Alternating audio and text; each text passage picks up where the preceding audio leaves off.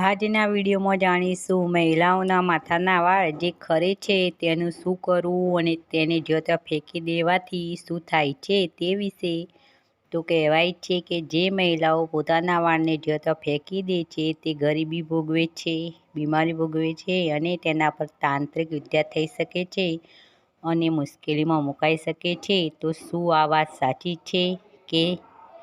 તો હા, આ વાત સાચી થઈ શકે છે. તો કઈ રીતે તે જાણવા મારો વિડીયો અંત સુધી નિહાળવો અને ચેનલ પર નવા હો તો ચેનલને સબસ્ક્રાઈબ કરી દેવી.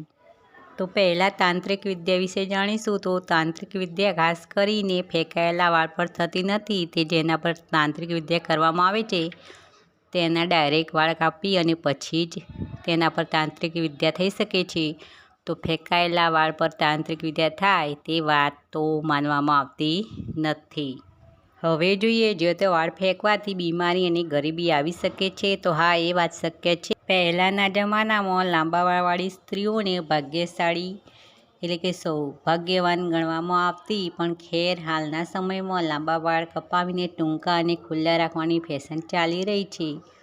પણ એ ટૂંકા વાળ પર પણ કાંસકો ફેરવવામાં આવે એટલે કે માથું ઓળવવામાં આવે ત્યારે દરેક મહિલાના વાળ ખરે છે અને ખરે તે સ્વાભાવિક બાબત છે. પણ જે તે વાળને વીણી એકઠા નથી કરતા અને જો તે ફેંકી દે છે તો તે એક અસ્વચ્છતાની નિશાની છે. એટલે કે તમે સ્વચ્છતા રાખતા નથી, ગંદકીની નિશાની છે. તો જો તે વાળ ફેંકી દો અને જો તે કાંસકામાં ભરાવી રાખો અથવા જો તે નાખી દો તો તે એક બાબતની ગંદકી છે. તો જો ગંદકી હોય તો લક્ષ્મીજી રહે નહીં, એ વાત તો આપણે પણ માનીએ છીએ.